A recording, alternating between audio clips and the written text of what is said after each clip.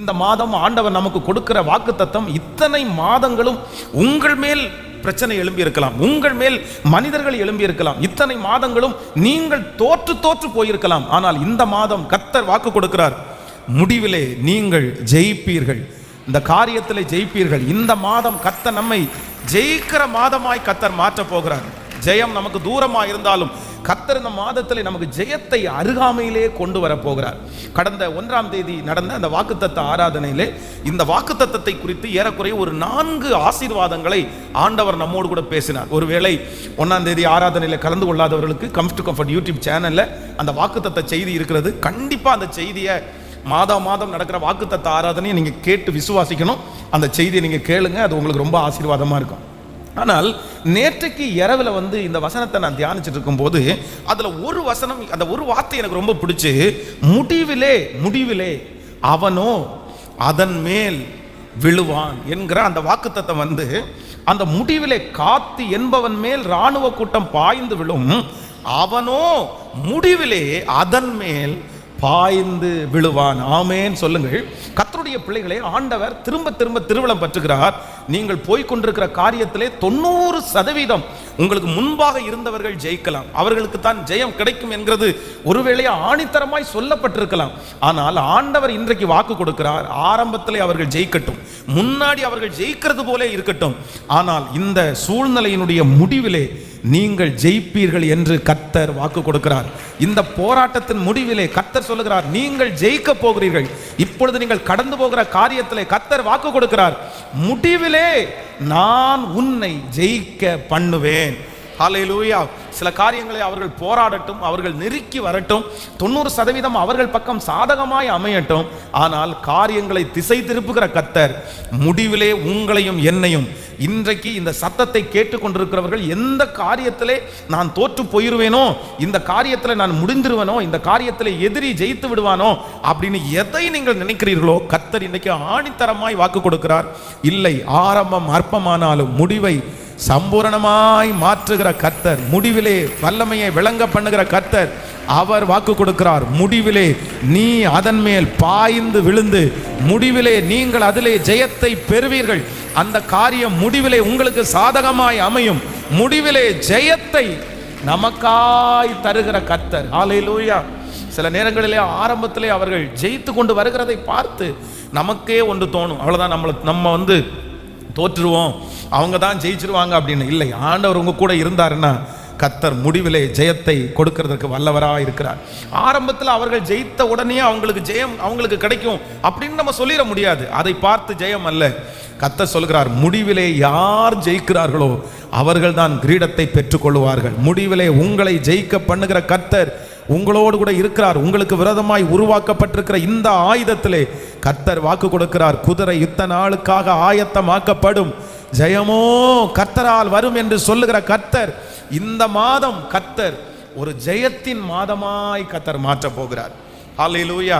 இந்த வார்த்தையை நான் தியானித்துக் கொண்டிருக்கும் போது, முடிவிலே ஜெயித்தவர்கள் அப்படின்னா ஆரம்பத்தில் தோற்று போய் ஆரம்பத்தில் ரொம்ப பலவீனப்பட்டு, ஆனால் அந்த லாஸ்ட் மினிட் அந்த முடிவு எங்கு வரும்போது கர்த்தர் அவர்களை ஜெயிக்க பண்ணின ஒரு 3 நபர்கள் என்னுடைய வாழ்க்கையில் எனக்கு ரொம்ப ஆசீர்வாதமாக இருந்தார்கள். வாசிக்கலாம். முதலாவதாக நம்ம எஸ்தரின் புஸ்தகம் 7ஆம் அதிகாரத்தை எடுத்துக்கொள்ளலாம். எஸ்தரின் புஸ்தகம் 7ஆம் அதிகாரத்தினுடைய 9வது 10வது வசனத்தை நம்ம வாசிக்க போகிறோம். எஸ்தரின் புஸ்தகம் 7ஆம் அதிகாரம் 9வது வசனம், 8வது வசனம், 10வது வசனம். அப்பொழுது ராஜ சமூகத்தில் இருக்கிற பிரதானிகளின் அர்பேனா என்னும் ஒருவன், இதோ ராஜாவின் நன்மைக்காக பேசி மொர்தெகாயை ஆமான் செய்வித்த 50 முழ உயரமான தூக்கு மரம் ஆமானின் வீட்டண்டையில் நாட்டப்பட்டிருக்கிறது என்றான். அப்பொழுது ராஜா, அதிலே அவனை தூக்கி போடுங்கள் என்றான். அப்படியே ஆமான் மொர்தெகாய்க்கு ஆயத்தம் பண்ணின தூக்கு மரத்திலே ஆமானையே தூக்கி போட்டார்கள். அப்பொழுது ராஜாவின் உக்கிரம் தணிந்தது. கர்த்தருடைய பிள்ளைகளே, இந்த இடத்துல வேதத்தில் இந்த மொர்தெகாய் என்கிற இந்த மனுஷனை குறித்து நம்ம வாசிக்கிறோம். அவரை பற்றி நமக்கு எல்லாருக்குமே தெரியும். அந்நிய நாட்டிலே அவனை கர்த்தர் ராஜாவாய், கர்த்தர் அவனை ஒரு நல்ல வேலையை கொடுத்து கர்த்தர் அவனை அமர பண்ணினார். ஆனால் அந்த வேலை ஸ்தலத்திலே அவனுக்கு விரோதமாக துஷ்ட ஆமான் என்கிற ஒரு மனிதன் எழும்பி பலவிதமான போராட்டம் நடந்து கொண்டே இருக்கிறது. அப்படின்னா அவனுக்கு விரோதமாய் காரியங்களை செய்து அவனை மட்டுமல்ல அவனுடைய குடும்பத்தோடு அழிக்கணும்னு ஒரு முடிவெடுத்து ராஜாவினிடத்தில் போய் பேசி பேசி அவருக்கு லெட்டர் கொடுத்து உடனே அதை சாங்ஷன் பண்ணி எல்லா நாட்டில் இருக்கிற யூதர்களை அழிக்கிறது போல இப்படியே ஆமான் மொர்தெகாய்க்கு விரோதமாகி எடுக்கப்பட்ட எல்லா முயற்சிகளும் வெற்றி அடைந்து கொண்டே வந்தான். என்னென்ன அவன் நினைச்சானோ எல்லாமே நடந்துட்டு இருக்குது. மொர்தெகாய்க்கு விரோதமாய் அவன் எடுத்த ஒரு முயற்சியில கூட அவன் தோற்று போகவே இல்லை. ராஜாவினிடத்துல போய் இப்படிப்பட்ட ஒரு கூட்டம் நம்மை சுற்றி இருக்கிறது, இவங்க சரிப்பட்டு வரமாட்டாங்க, இவங்களை நம்ம அழிச்சு ஆகணும் அப்படின்னு சொல்லும்போது ராஜா வேற ஏதாவது சொல்லுவார்னு பார்த்தா ஆமானின் காரியம் அங்கே ஜெயமா இருந்தது. ஆமானோடு சேர்ந்து அவர் புசிக்கிறார், ஆமானோடு சேர்ந்து மது அருந்துகிறார். ஆமான் அந்த சமூகத்தில் ஒரு பெரிய ஆளாய் மதிக்கப்படுகிறார். நாளுக்கு நாள் ஆமானுக்கு உயர்வு அதிகமாகிறது. ஆனால் மொர்தெகாய் நாளுக்கு நாள் அவன் தோற்று போகிறது போல அங்கே ஒரு சூழ்நிலை உண்டாகிறது. ரொம்ப நாள் கடந்துருச்சு.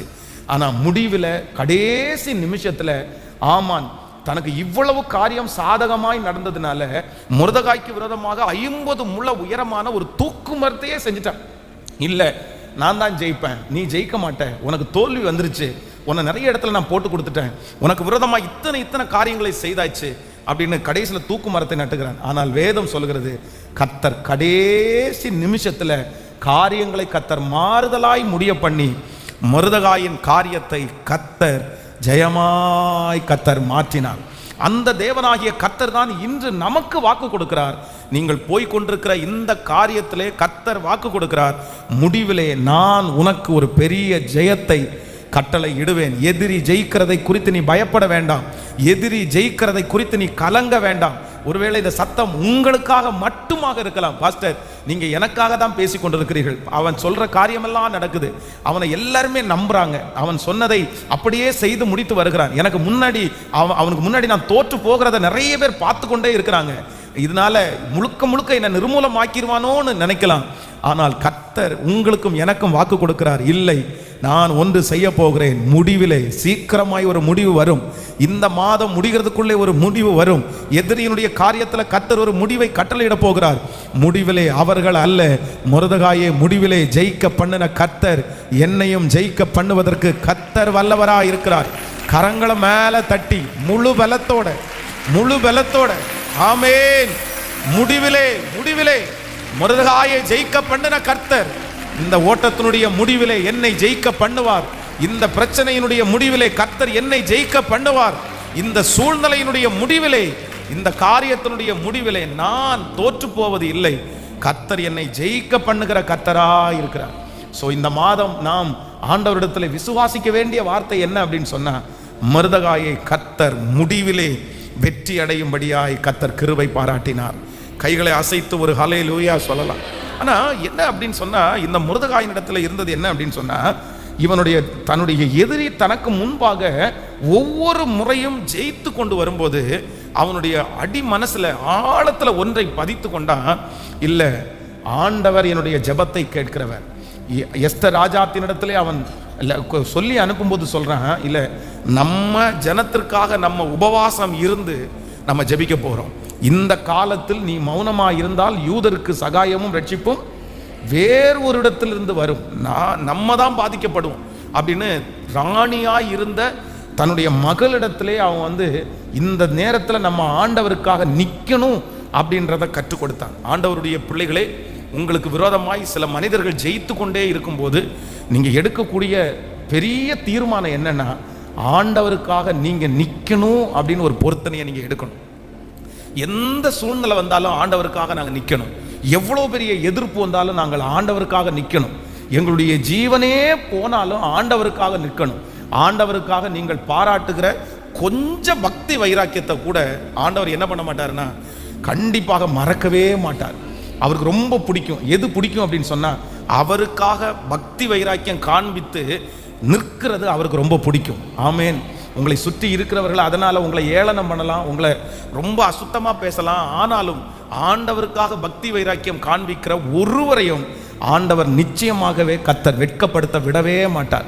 சாத்ராக், மேஷாக், ஆபேத்நேகோ கர்த்தருக்காக பக்தி வைராக்கியம் காண்பித்தார்கள், கர்த்தர் அவர்களை கைவிடவே இல்லை.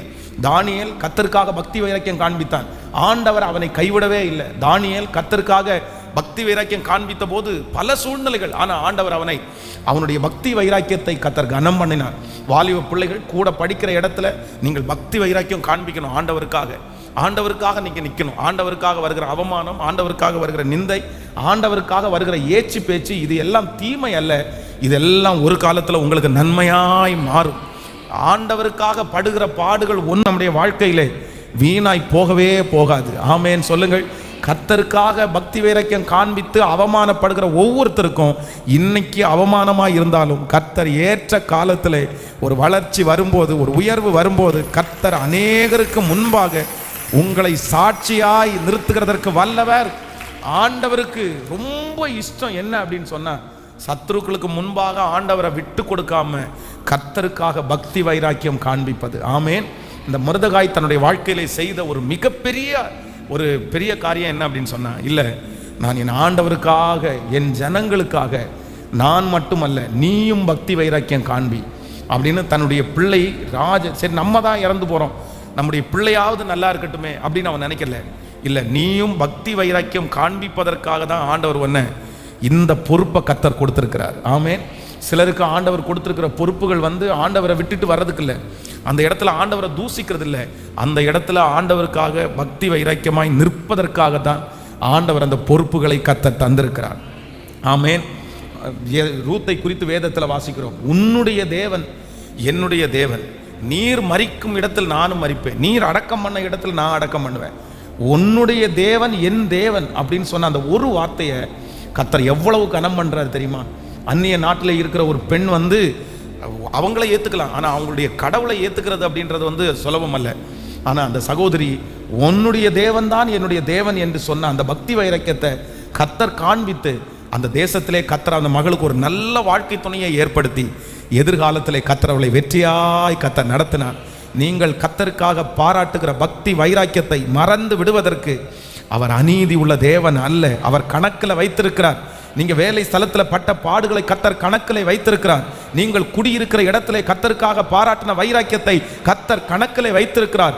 உங்கள் சொந்தங்களுக்கு முன்பாக நீங்கள் ஆண்டவருக்காக பாராட்டின வைராக்கியத்தை கர்த்தர் கணக்கில் வைத்திருக்கிறார். கர்த்தர் சொல்லுகிறார், இப்பொழுது அவர்கள் ஜெயிக்கட்டும், இப்பொழுது அவர்கள் முன்னேறட்டும், இப்பொழுது அவர்கள் முன்பாக கடந்து செல்லட்டும், ஆனால் முடிவிலே நான் உன்னை அவர்களுக்கு முன்பாக நான் ஓட பண்ணுவேன், அவர்களுக்கு முன்பாக உன்னை வெற்றி அடைய செய்வேன், அவர்களை விட பல மடங்கு உன்னை முன்பாக நான் பயணம் பண்ணுவேன். இந்த வாக்குத்தத்தம் உங்கள் தலையின் மேல் ஆம் என்றும் ஆமேன் என்றும். ஸ்தோத்திரம். சீக்கிரமாய் இந்த மாதத்திலே கர்த்தர் அதற்கான ஒரு விதையை உம்முடைய பிள்ளைகளுக்கு போட போகிறதற்காக ஸ்தோத்திரம். கைகளை உயர்த்தி எல்லாரும் சத்தமாய் அப்பாவை பார்த்து ஆமேன் ஆண்டவரே, எஸ் ஹalleluya.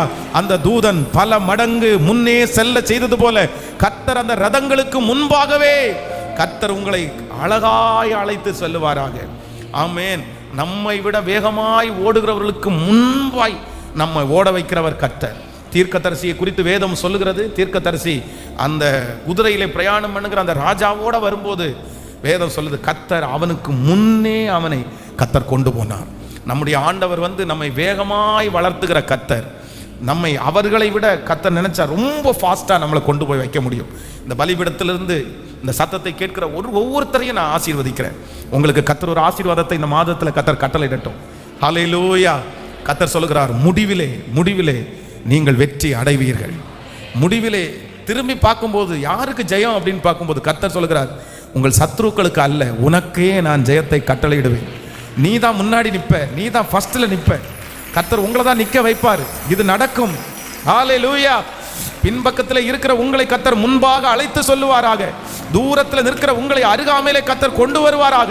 இப்பொழுது கர்த்தருடைய ஆவியான உங்களுடைய கரத்தை பிடித்து கர்த்தர் பல யுத்தங்களையும் தாண்டி கர்த்தர் உங்களை அழகாய் கொண்டு வந்து நிறுத்துகிறவர்.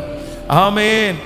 ஆரம்பம் அற்பமானாலும் முடிவு சம்பூர்ணமா, ஆரம்பம் அற்பமானாலும் முடிவு சம்பூர்ணமா, குறைவுகள் நிறைவாகட்டும், குறைவுகள் நிறைவாகட்டும், எல்லா வறட்சி செழிப்பாகட்டும், எல்லா வறட்சி செழிப்பாகட்டும், புது கிருபை தாரும் தேவா.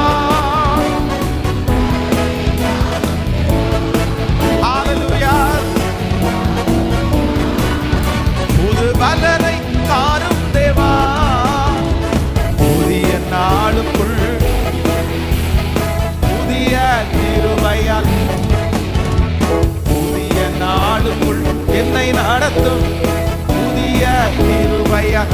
சொல்லுவோம், வெட்கத்திற்கு பதிலாக இரட்டிப்பு நன்மை.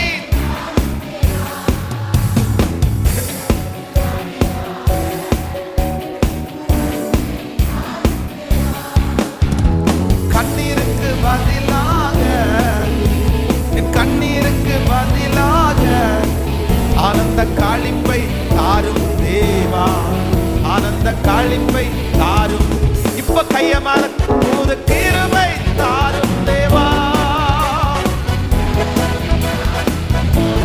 Praise the Lord. தாரும் தேவா. புதிய மாதத்துக்குள் என்னை நடத்தும் புதிய கிருபையால். புதிய மாதத்துக்குள் என்னை நடத்தும் புதிய கிருபையால். சவால்கள் சவால்கள் சந்தித்து உலகத்தில்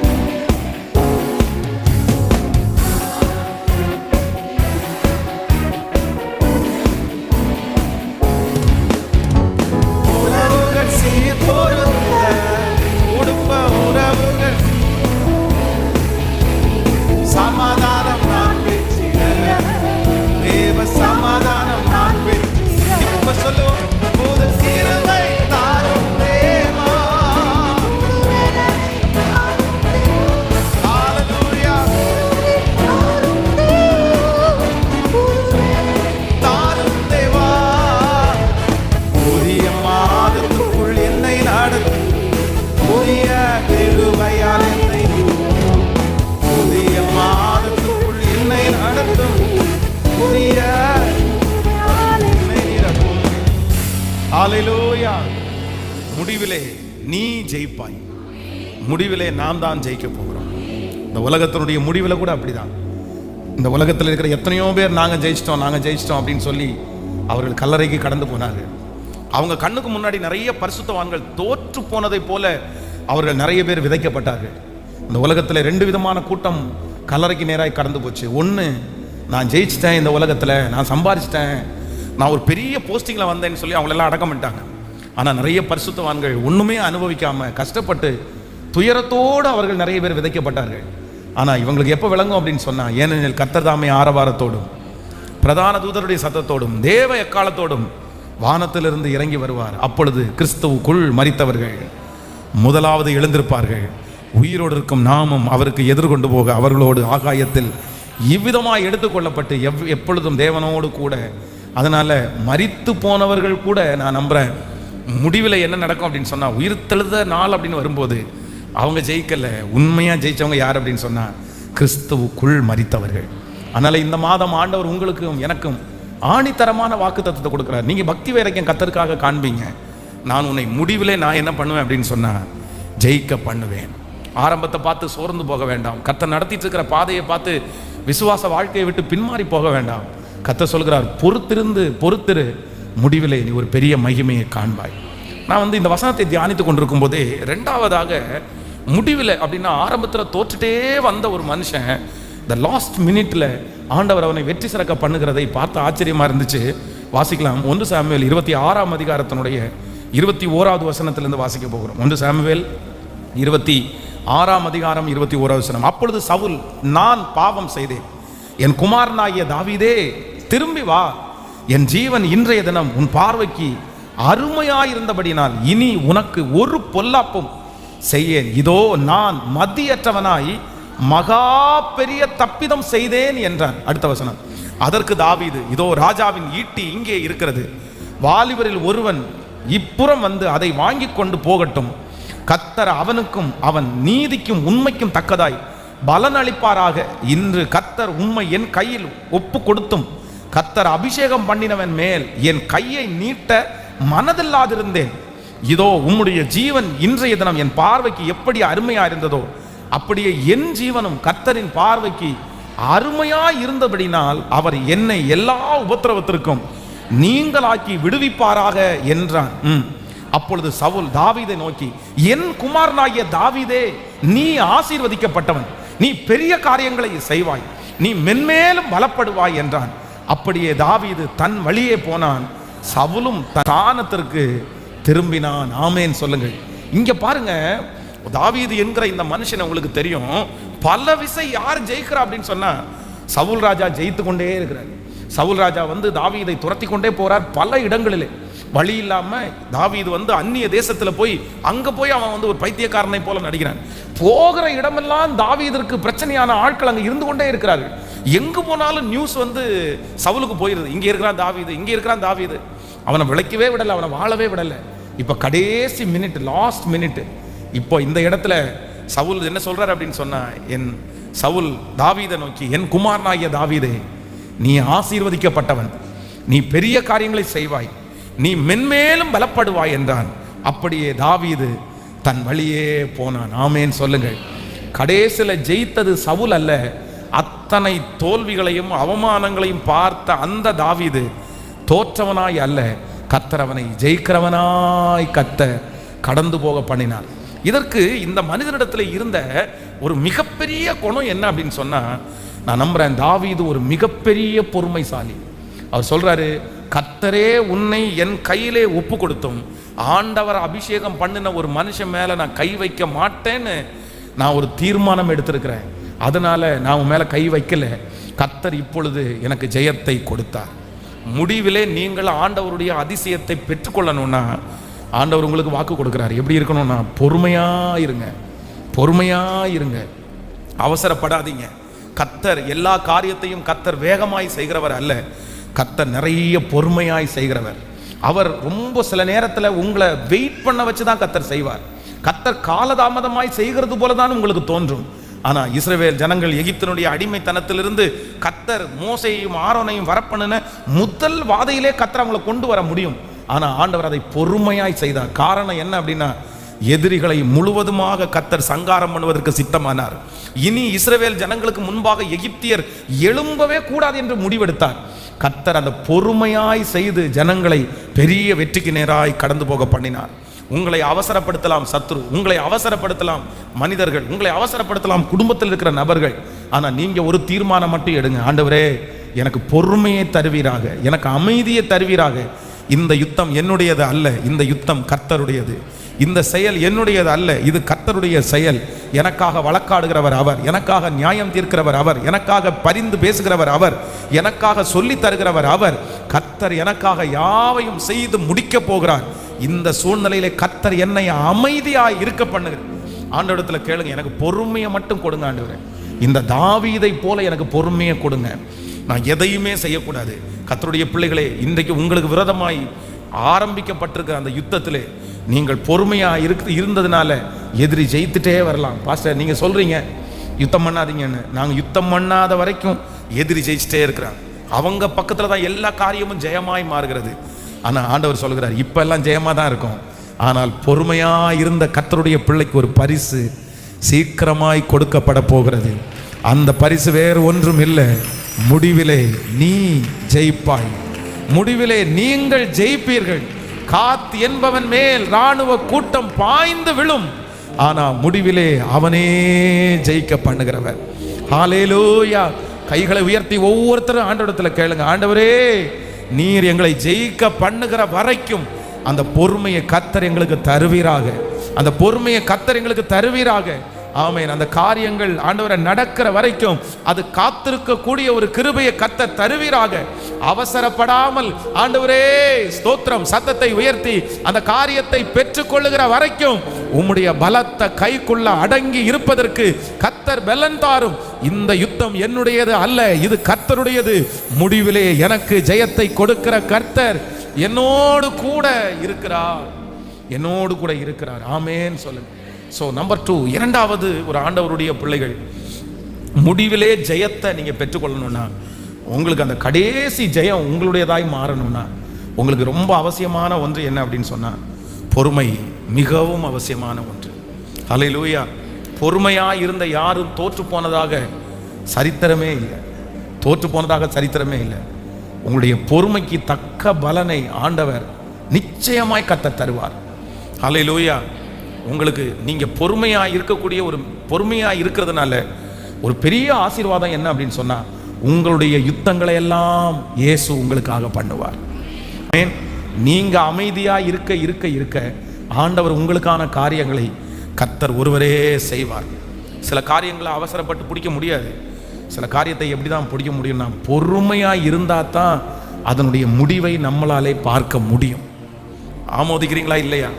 அப்போது இந்த மாதம் முழுக்க ஆண்டவர் உங்களுக்கு என்ன தரட்டும் என்று சொன்னால், ஆண்டவரே நான் வெற்றி அடைஞ்ச அன்னைக்கு சாட்சி சொல்லணும், என் பொறுமைக்கு கர்த்தர் ஒரு பெரிய பரிசை கர்த்தர் தந்தார், என் பொறுமைக்கு ஆண்டவர் எனக்கு ஒரு பெரிய உயர்வை கொடுத்தாருன்னு நான் நம்புகிறேன். இந்த சத்தத்தை கேட்குற நிறைய பேர் நீங்கள் சாட்சி சொல்லுவீங்க. என்ன சாட்சி சொல்லுவீங்க? என்ன, இன்னைக்கு அற்பமாக இருக்கலாம், இன்னைக்கு நிறைய பேர் சொல்லலாம், ஆனால் ஒரு நாள் நீங்கள் சொல்லுவீங்க, நான் பொறுமையாக இருந்தேன், கர்த்தர் எனக்கு. இன்னைக்கு நிறைய பேர் இந்த ஜெபத்தில் சொல்கிறீங்க, பாஸ்டர் உண்மை, நான் பொறுமையாக இருந்ததனுடைய பலனை நான் இன்னைக்கு பார்க்குறேன். இது அல்ல, இந்த காரியத்திலையும் கர்த்தர் சொல்கிறார், உனக்கு பலன் இருந்தும் நீங்கள் பொறுமையாக இருக்கும்போது கர்த்தர் அந்த காரியத்தை கிருபையாய் வாய்க்க பண்ணுகிறவர். ஹல்லேலூயா, ஹல்லேலூயா. மூன்றாவதாக ஒரு நபர், முடிவிலே ஜெயித்த ஒரு நபர். நெகேமியாவின் புஸ்தகம் 8ஆம் அதிகாரத்தினுடைய 9வது 10வது வசனத்தை வாசிக்க போகிறோம். நெகேமியாவின் புஸ்தகம் 8ஆம் அதிகாரத்தினுடைய 9வது 10வது வசனத்தை வாசிக்கலாமா? ஜனங்கள் எல்லாரும் நியாயப்பிரமாணத்தின் வார்த்தைகளை கேட்டபோது அழுதபடியால் திரிஸ்தாதா எனப்பட்ட நெகேமியாவும் வேதபாரகனாகிய எஸ்தரா என்னும் ஆசாரியனும் ஜனங்களுக்கு விளக்கி காட்டின லேவியரும் சகல ஜனங்களையும் நோக்கி, இந்த நாள் உங்கள் தேவனாகிய கர்த்தருக்கு பரிசுத்தமான நாள், நீங்கள் துக்கப்படவும் அளவும் வேண்டாம் என்றார்கள். பின்னும் அவன் அவர்களை நோக்கி, நீங்கள் போய் கொழுமையானதை புசித்து மதுரமானதை குடித்து ஒன்றுமில்லாதவர்களுக்கு பங்குகளை அனுப்புங்கள். இந்த நாள் நம்முடைய ஆண்டவருக்கு பரிசுத்தமான நாள், விசாரப்பட வேண்டாம், கர்த்தருக்குள் மகிழ்ச்சியா இருப்பதே உங்கள் பலன் என்றார். 8வது வசனத்தை வாசிக்கலாம். 8ஆம் அதிகாரம் 8வது வசனத்தை கூட வாசிக்கலாம். அவர்கள் தேவனுடைய நியாயப்பிரமாணத்தை தீர்க்கமாய் வாசித்து அர்த்தம் சொல்லி வாசிக்கிறதை அவர்களுக்கு விளங்க பண்ணினார்கள். கர்த்தருடைய பிள்ளைகளே, இந்த அதிகாரத்தில் வாசிப்பீர்களே ஆனால் அந்த அலங்கம் கட்டி அப்படியே தீர்ந்து பிரதிஷ்டை பண்ணுகிற அந்த சம்பவத்தை தான் இங்கே வேதத்தில் வாசிக்கிறோம். பல வருடங்களாக இடிந்து போய் கிடக்கிற அலங்கத்தை நெகேமியா என்கிற ஒரு தேவ மனுஷனை கர்த்தர் எழுப்பி, அந்த மனுஷன் மூலமாய் அந்த அலங்கங்கள் எல்லாம் பழுது பார்த்து சீராக்கப்பட்டு இப்பொழுது ரொம்ப அழகாக கட்டி முடிக்கப்பட்டு முடிவிலே ஆண்டவர் வந்து அதை பிரதிஷ்டை பண்ணுறதுக்கு கர்த்தர் உதவி செய்கிறார். அந்த பிரதிஷ்டை நாள் தான் இந்த சம்பவம் நடக்குது, அவங்கள சந்தோஷமா இருங்க அப்படின்னு இந்த மனுஷன் சொல்லுகிறான். ஆனால் இந்த அலங்கம் கட்ட விடாதபடி இந்த மனுஷனுக்கு வந்த தடைகள், அவ்வளவு தடைகள் வந்துச்சு, அவ்வளவு தடைகள். இந்த நெகேமியாவை குறித்து ஒரு விசை முழுக்க இந்த அதிகாரத்தை நான் தியானிக்கும் போது அவ்வளவு ஆச்சரியமா இருக்கும். ஒரு வெற்றி உள்ள தலைவனுக்கு விரோதமாக எத்தனை சவால்கள் வருகிறது பாருங்க. நீங்க ஒரு நல்ல ஒரு முக்கியமான ஒரு நிலைமையில நீங்க உட்காரணும் அப்படின்னு சொன்னா பலவிதமான பிரச்சனைகளை நீங்க பார்த்து பலவிதமான பிரச்சனைகளை நீங்க மேற்கொள்ளணும்.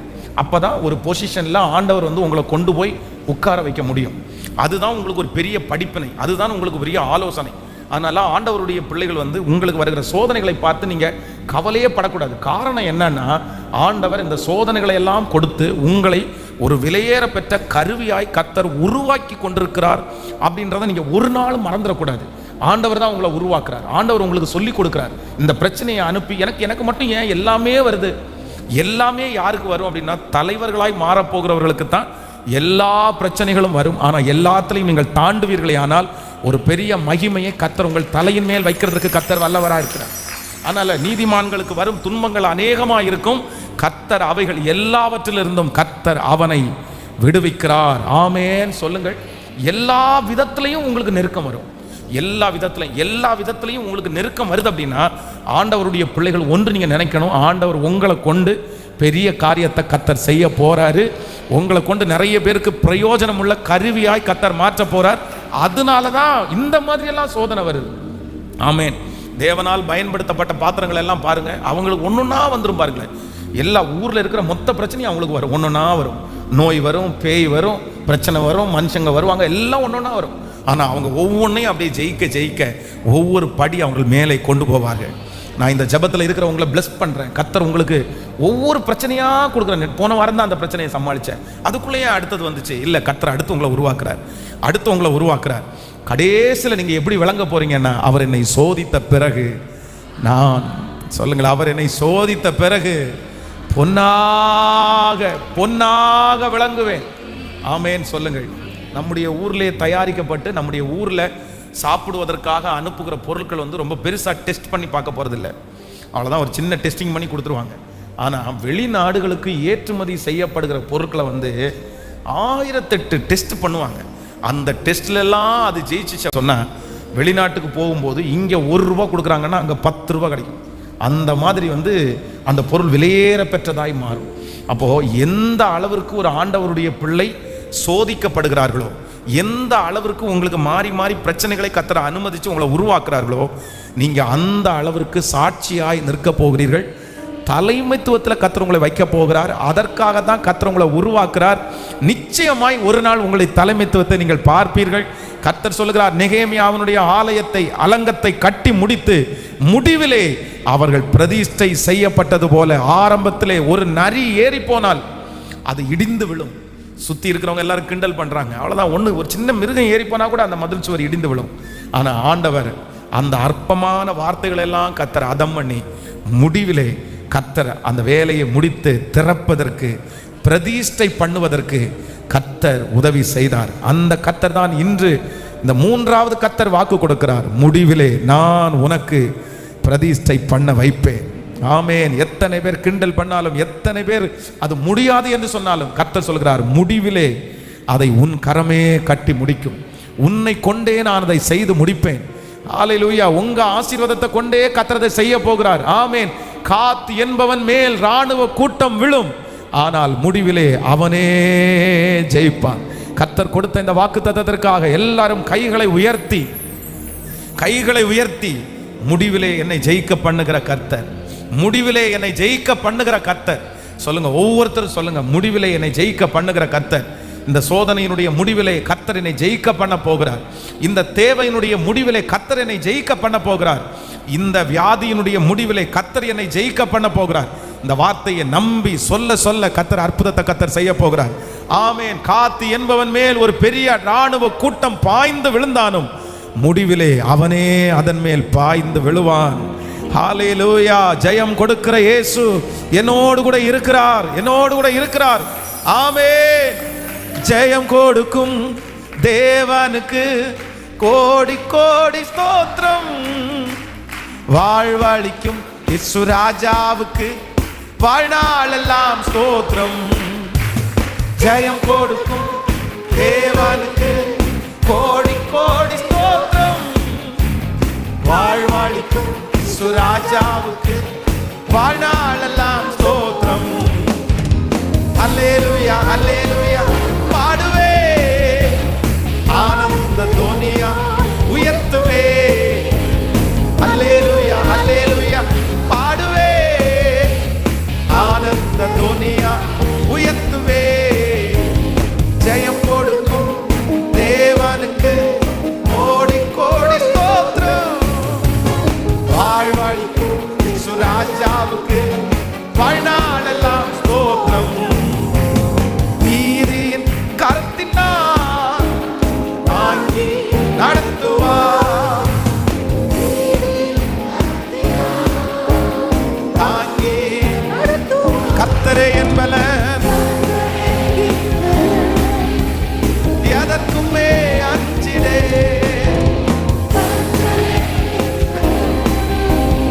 எதற்குமே அஞ்சிடே. ஜெயம் கொடுக்கும் தேவனுக்கு கோடி கோடி ஸ்தோத்திரம்.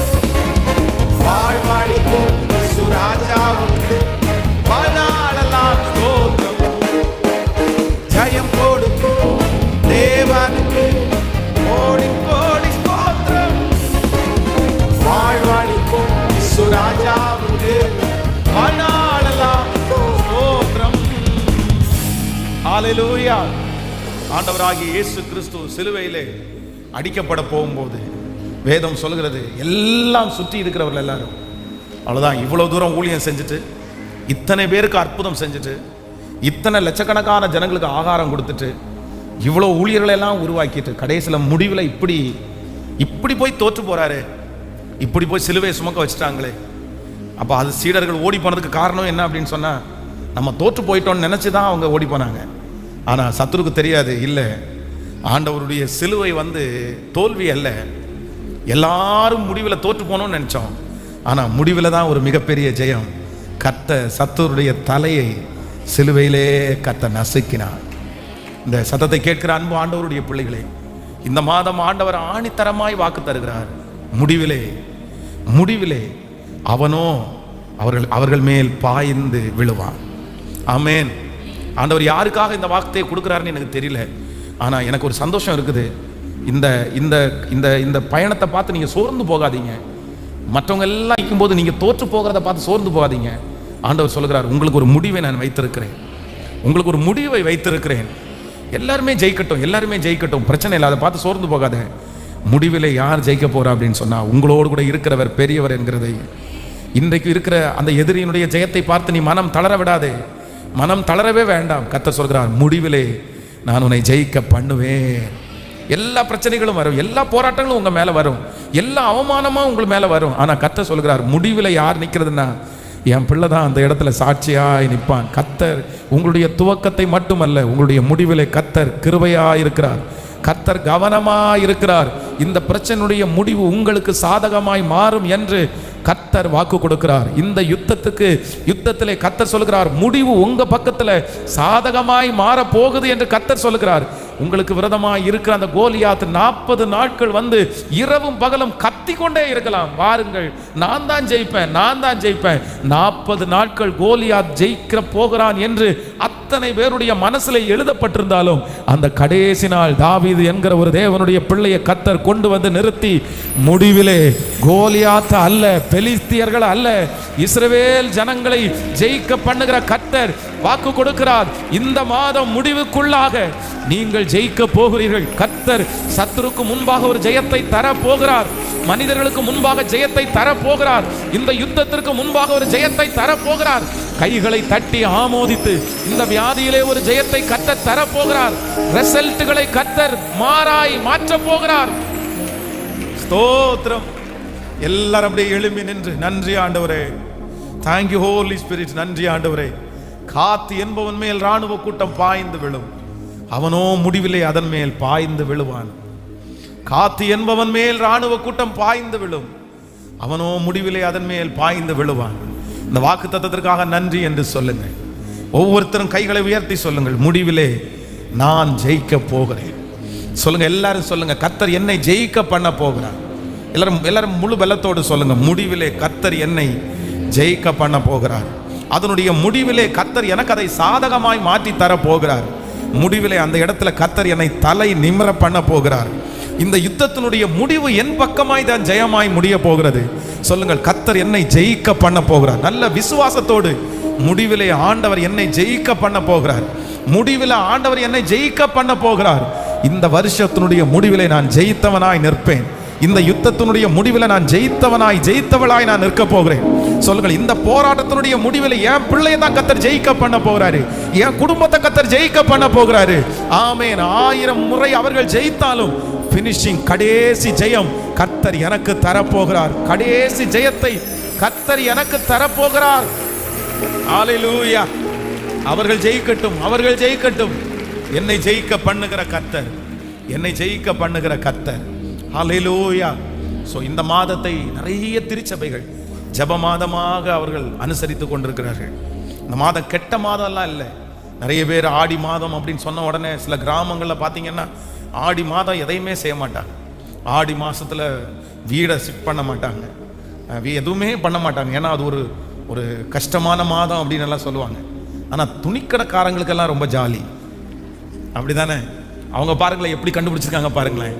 சரி, இந்த பழைய துணிகளெல்லாம் எப்படி சேல் பண்ணலான்னு நினச்சி அவங்க ஒன்று, ஆடி கழிவு, ஆடியில் 50% பாருங்கள். ஆடிய எல்லா பிஸ்னஸும் டல்லாக கிடந்தாலும் இந்த துணி பிஸ்னஸ் மட்டும் அப்படியே எல்லாம் இந்த 50% ரிடக்ஷன் அப்படின்னு எல்லாம் போட்டு நல்லா விற்று. அதனால் நான் என்ன சொல்கிறேன்னா, துணிக்கடைக்காரங்களுக்கே அது நல்ல மாதமாக அமையும்னா. நிறைய பேருடைய கடன், துணிக்கடைக்காரங்களுடைய கடனே இந்த ஆடி மாதத்தில் சரியாயிரும். அவங்க வச்சிருக்கிற துணியெல்லாம் பழைய துணியெல்லாம் இல்லை, புது துணியை வாங்கி தான் வித்துட்டு இருக்காங்க நிறைய பேர். அதனால் அவங்களுக்கே அது நல்ல மாதமாக இருக்கும்போது நம்முடைய ஆண்டவருடைய பிள்ளைகளாகிய நமக்கு ஏன் இந்த மாதம் நல்ல மாதமாக இருக்காது? அதனால் இந்த மாதத்தினுடைய ஆரம்பத்தை பார்த்து நீங்கள் சோர்ந்தே போகாதீங்க. நான் நம்புகிறேன், முடிவிலே ஜெயம் நம்முடைய கரத்தில் தான் இருக்கிறது. ஹல்லேலூயா. ஆமென் சொல்லுங்கள். எனக்கு இந்த வசனம் ரொம்ப பிடிச்ச வசனம். காத்து என்பவன் மேல் ராணுவ கூட்டம் பாய்ந்து விழும். அவங்க அப்பா அவன் தலை மேல கையை வச்சு ஆசீர்வதிக்கும் போது சொல்றாரு, எப்பா உன் மேல நிறைய யுத்தம் வரும்பா, உன் மேல நிறைய ராணுவ கூட்டமே வந்து உன் தலை மேல விழுவும்பா, நீ ஃபைட் பண்ணிட்டே இருப்ப, அவங்க ஜெயிச்சிட்டே இருப்பாங்க, யுத்தம் நடந்து அவங்க ஜெயிச்சிட்டே இருப்பாங்க. ஆனா ஒண்ணு மட்டும் எழுதி வச்சிருக்கிறோம், நீ என் பிள்ளை, எத்தனை ராணுவ கூட்டம் உன் மேல வந்து பாய்ந்து விழுந்தாலும் அவங்க ஜெயிச்சிட்டே இருந்தாலும் அந்த ஃபினிஷிங், அந்த முடிவு என்கிற டைம்ல ஜெயஸ்தம்பம் அங்க கிடையாது, உனக்கு நேராக அந்த ஜெயஸ்தம்பம் ஏற்றப்படும். முடிவிலே நீ தான் ஜெயிப்பாய்.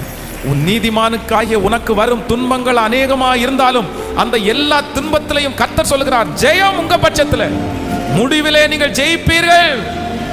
ஹalleluya, thank you Jesus. நன்றி அப்பா.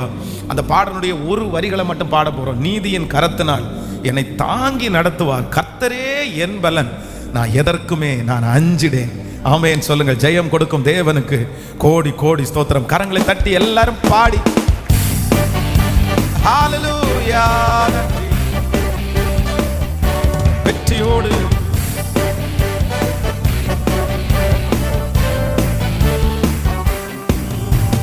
நீதியின் கரத்தினால் தாங்கி நடத்துவார், நீதியின் கரத்தினால் தாங்கி நடத்துவார், எதற்குமே அஞ்சிடே,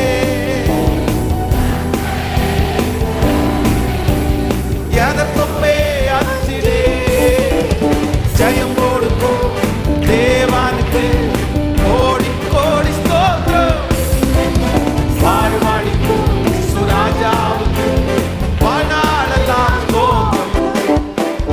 ஜெயம் கொடுக்கும் தேவனுக்கு கோடி கோடி ஸ்தோத்திரம். வாழ்வாழிக்கும் சுராஜாவுக்கு வாழ்நாளெல்லாம் ஸ்தோத்திரம். சொல்லுவோம் ஹalleluya, அல்லேலூயா. பாடுவே ஆனந்த துணியாய், அல்லேலூயா அல்லேலூயா. பாடுவே ஆனந்த துணியாய், உயர்த்துவே. ஜெயம் கொடுக்கும் தேவனுக்கு கோடி கோடி ஸ்தோத்திரம். வாழ்வழிக்கும் சுராஜாவுக்கு வாழ்நாளெல்லாம் ஸ்தோத்திரம். ஆமென். நன்றி அப்பா, கோடி நன்றி ஆண்டவரே, கோடி நன்றி ஆண்டவரே. உண்மையில் ஒரு பெரிய யுத்தம் எழும்பினான், உனக்கு விரோதமாக எத்தனை ஆயுதங்கள் எழும்பினான். ஜெயமோ ஜெயமோ. முடிவிலே எங்க பிள்ளைகளை பார்த்து ஒரு வார்த்தை நீங்க சொல்லுங்க ஆண்டவரே, முடிவிலே நீயே ஜெயிப்பாய். நிச்சயமாகவே முடிவு உண்டு. உன் நம்பிக்கை வீண் போகாது.